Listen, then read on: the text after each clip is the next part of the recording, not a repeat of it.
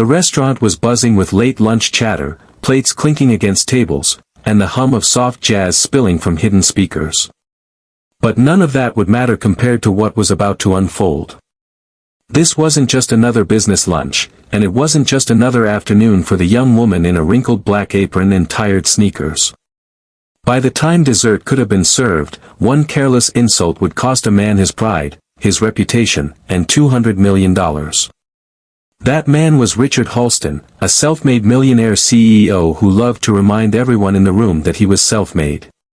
He had built his technology empire from nothing, or so he said, though the truth was more complicated. To him, every meeting was a stage, every word he spoke a performance, and every person around him either an audience member or someone beneath him. And today, his arrogance was about to meet its breaking point. But the story doesn't begin with Richard. It begins with Camille Brooks, a 24-year-old waitress who had been balancing trays and swallowing disrespect for years. Camille had been working double shifts to help her younger brother through college, while also caring for her mother, who had been struggling with health issues. She wasn't the type to complain. She kept her head down, smiled when she could, and found small moments of peace in the kindness of strangers. But kindness was in short supply that day. Camille had picked up the lunch shift at Iron Oak Grill, one of the busiest upscale restaurants in the city. It was the kind of place where the tables gleamed with polished wood, the waitstaff had to memorize complicated wine lists, and the customers expected 5-star service even if they treated the staff like they were invisible. Camille didn't love it, but the tips were good, most of the time. She noticed the group as soon as they walked in. For men in tailored suits, shoes polished to mirrors, voices too loud as though the whole room needed to know they were important. Leading them was Richard Halston. She didn't recognize him by name, but there was something in his posture, something about the way he demanded attention that made her immediately wary. He looked at the hostess like she was wasting his time, and when they were finally seated, he snapped his fingers instead of speaking. Camille straightened her apron and forced a smile as she approached their table. "Good afternoon, gentlemen. Welcome to Iron Oak. Can I start you off with something to drink?" Richard didn't look up at her. His eyes were already on his phone. One of the men glanced at her and ordered a round of sparkling waters. Another requested coffee. The third asked about wine pairings, rattling off names of bottles that cost more than Camille's monthly rent. Still, she wrote it all down neatly, her pen moving quickly across the pad. When she turned to Richard, he finally raised his head. His gaze lingered, and she felt it. Not admiration, but scrutiny, like he was measuring her against some invisible standard. "And what about you, sir?" Camille asked softly. Richard smirked. "Bring me something decent. Not that cheap swill you people usually push." He waved his hand dismissively. "You'll figure it out. It's not like you need to think too hard." Camille's smile faltered, but only for a second. She nodded, excused herself, and walked toward the bar. She had heard worse. She had learned to let words slide off her skin like water. But something about the way he said it, the dismissiveness, the sneer, sat heavy in her chest. She brushed it aside. It was just another table, another shift. She would endure it. But what she didn't know was that this table wasn't just a group of arrogant businessmen. Sitting across from Richard was Daniel Price, a quiet but influential investor who had been considering a massive partnership with Richard's company. Daniel wasn't flashy. He wasn't loud. He dressed well but not extravagantly, and he had little patience for arrogance. He had built his fortune by paying attention, not just to numbers, but to people. He watched the way Richard treated those around him, and he watched now as Richard leaned back, laughing too loudly at his own jokes, ignoring Camille when she returned with drinks, speaking over her when she tried to ask about the meal. When she finally brought their entrees, carefully balancing a heavy tray, Richard leaned toward her. "Careful, sweetheart. Don't drop it. I can't afford stupidity ruining my lunch." The word struck like a slap. The men around him chuckled awkwardly, as though unsure whether to laugh or cringe. Camille kept her composure, setting the plates down with steady hands, her face calm though her heart was pounding. She whispered a polite, "Enjoy your meal," and stepped away, her chest tight with humiliation. Daniel's eyes followed her retreat. He felt a sting of anger, not just at Richard's words but at the ease with which he had delivered them, as though it was natural, as though people like Camille existed only to be demeaned. He said nothing yet, but the moment lodged in his mind like a stone. Lunch continued, but the mood shifted. Richard, oblivious, bragged about his company's growth, about the millions he had made in the last quarter, about the plans he had for expansion. He spoke with his mouth half full, gesturing with his fork, making sweeping claims about how he could turn anything he touched into gold. But Daniel wasn't listening to the numbers anymore. He was watching character. And Richard was failing every silent test. Meanwhile, in the back near the service station, Camille stood for a moment, gripping the counter. She blinked back tears, angry with herself for letting his words sting. She had been here before. She had endured people talking down to her, treating her as though her work meant nothing. But there was something different about this moment, something deeper. Maybe it was the exhaustion from working back-to-back shifts. Maybe it was the pressure of her mother's medical bills piling up. Maybe it was just the way Richard's voice carried, loud enough for others to hear, loud enough to strip away her dignity. Her co-worker, Maria, touched her shoulder gently. "You okay?" Camille forced a smile. "Yeah. Just another customer." Maria shook her head. "That man's a jerk. Don't let him get to you." Camille nodded, but her chest still ached. She took a deep breath, steadied herself, and went back out to the floor. That was her job. That was what she had to do. At the table, Richard was still talking, still laughing, still basking in his own reflection. But Daniel was finished listening. He set down his fork, cleared his throat, and leaned forward. "Richard," he said, his voice calm but firm. "I've seen enough." Richard blinked, surprised. "Seen enough?" "We haven't even finished going over the proposal." Daniel shook his head slowly. "I don't need to hear more. I was prepared to move forward on a significant partnership with your company, but I can't. Not after today." The table fell silent. Even Richard's friends stopped chewing, their eyes darting between the two men. Richard frowned, confusion twisting into irritation. "What are you talking about?" Daniel's gaze flicked toward Camille, who was refilling water glasses a few tables away, doing her best to avoid eye contact. Then he looked back at Richard. "The way you treat people tells me everything I need to know about how you run your company. If you can't show basic respect to someone working hard to serve you, why would I believe you can respect your employees, your partners, or your clients?" Richard let out a short laugh, incredulous. "You're joking. You're going to walk away from a deal worth $200 million because I called a waitress stupid?" Daniel didn't flinch. "Yes. Because integrity matters more than profit. And if you can't see that, then you're not the kind of man I want to do business with." The words landed heavy, like a gavel striking wood. The room seemed to hold its breath. Richard's face flushed red, his jaw tightening as he tried to mask his disbelief with forced arrogance. "You'll regret this," he muttered.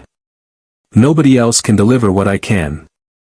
Daniel stood, adjusting his jacket. "I'll take my chances." He left the table, his footsteps steady as he walked out of the restaurant. One by one, the other men shifted uncomfortably, finishing their meals in silence. Richard sat there, seething, trying to convince himself that Daniel was bluffing, that the deal wasn't really lost. But deep down, he knew. $200 million had just slipped through his fingers, not because of market forces, not because of competition, but because of his own mouth. And Camille? She didn't know what had just happened. Not yet. She only knew that, for once, someone had noticed. Someone had seen her, heard the insult, and refused to let it pass quietly. She carried on with her shift, not realizing that her quiet strength had changed the course of a deal, and maybe, in time, her own life as well. Camille didn't even know the man's name. All she knew was that one of the men at that table had looked her in the eyes with quiet dignity, and had not laughed when she was mocked. She didn't know that his name was Daniel Price, or that he had just walked away from a $200 million deal to take a stand. All she knew was that something had shifted. Something rare. The rest of her shift passed in a blur. Richard and his companions eventually left, leaving a meager tip that barely covered the cost of the drinks. It didn't surprise her. Men like him rarely tipped well. She cleaned their table in silence, scooping up used napkins and half-eaten steaks, trying not to think about how his words had burrowed into her bones. But she couldn't help it. That word, stupid, kept replaying in her mind like a skipping record. Not because she believed it, but because it was a reminder of how people like her were seen, as background noise, as service providers, not as people with dreams, stories, or dignity. When her shift finally ended, she clocked out, changed into her street clothes, and walked to the bus stop. Her feet ached. Her shoulders slumped beneath the weight of fatigue. But her spirit, though bruised, still stood. Because she had learned to survive moments like these. And she would again. What she didn't expect was to be approached the very next day by the restaurant manager. Camille, her manager, Mr. Walters, called from his office door. "Can you step in here for a minute?" Camille's stomach clenched. She had been working there long enough to know that being called into the office wasn't usually a good sign. She stepped inside cautiously. Mr. Walters closed the door behind her and motioned for her to sit. "I had an interesting call this morning," he began, folding his hands on the desk. "From a man named Daniel Price." Camille blinked. I don't know who that is." "He was at your table yesterday," Mr. Walters explained. "He was one of the men with the loud guy in the blue suit. Apparently, Mr. Price is a major investor. Very successful. And he said he wanted to reach out to you personally." Camille's eyes widened. "Me?" Mr. Walters smiled. "He said he was impressed with how professional you remained under pressure. Said you showed more composure than the man trying to impress him. He asked for your permission to contact you directly." Camille sat frozen, unsure whether to laugh or cry. She nodded slowly. "Yes, of course." Later that evening, after she had finished her shift, she received an email from Daniel Price. It was brief but sincere. He wrote, "Camille, I wanted to thank you for your grace yesterday. I don't know if you're aware, but I was in the middle of a major business decision. Watching how you handled yourself under insult reminded me of the kind of character I want to align with. If you're ever open to new opportunities, I'd like to meet for coffee and talk. No pressure. Just conversation." Camille read the message 3 times before it sank in. She didn't know what kind of opportunities he meant, or what someone like her could offer someone like him. But something in her heart told her to say yes. They met a week later at a quiet cafe on the other side of town. Daniel was warm, soft-spoken, and attentive. He didn't speak down to her. He didn't ask invasive questions. He simply asked about her life, her family, her goals, what she wanted to do if she weren't waiting tables. Camille hesitated, embarrassed. "Honestly, I've always wanted to open a small catering business. Nothing big. Just a little kitchen, maybe a food truck. My mom taught me to cook, and people seem to love what I make. But I've never had the money, and it always felt unrealistic." Daniel nodded thoughtfully. "You know, unrealistic dreams are usually the best ones. They just need someone to believe in them." She laughed softly. Easier said than done. But Daniel was serious. Over the next month, he stayed in touch. They met a few more times. He asked for a tasting. Camille brought her mother's famous peach cobbler and slow-cooked short ribs. Daniel took one bite and sat back with a smile. "This is better than anything I've had at a five-star restaurant," he said honestly. "Camille, this could work." And then, one afternoon, he made her an offer. He told her he wanted to invest in her dream, not as a handout, but as a partner. He would help her launch a small catering company, provide the startup capital, and help her set up a business plan. She would be in charge. She would run the show. Camille was stunned. "Why me?" Daniel smiled.